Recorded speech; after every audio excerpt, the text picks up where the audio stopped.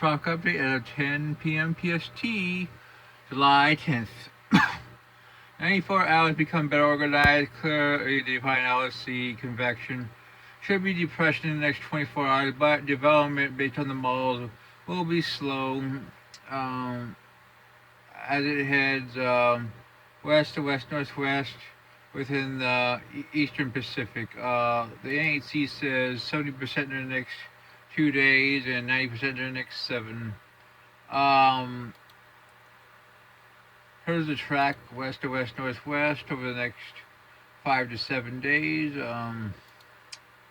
GFS shows this exact same upper 90s. I think this becomes a hurricane. I think it's very likely.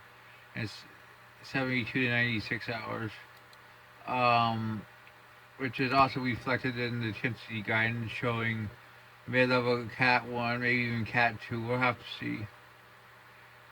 Um, so yeah, maybe by tomorrow night we got a depression. Maybe sometime on Wednesday we have our Kelvin, our next tropical storm. Then it will wrap up to a hurricane around 72 to 96 hours. Um, Here's the GFS at 48 hours, 72 hours. GFS is definitely slowed down on development, the rate of development at least. ECMWF shows similar development. CMC is a little bit stronger.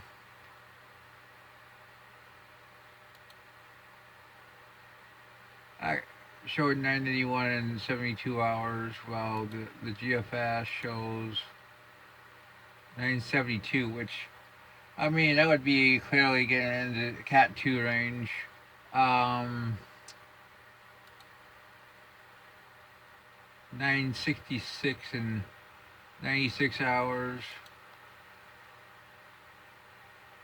977 in 120 hours. We got another system forming down here, probably in about 4 to 5 days. Right now, I'm going to put a 30% chance of development on this system, based on what I can see here in the 7-day range. Not all models show it. So that's what we got for the Eastern Pacific. Now we're going to show you the Atlantic. Now we got a system, the subtropics we've been talking about has 10% in the next 48 hours, 40% in the next 7 days. Let's look at the GFS. Clearly at 48 hours we got our low pressure, 1008. 72 hours, 1001. There's the CMC, 1002.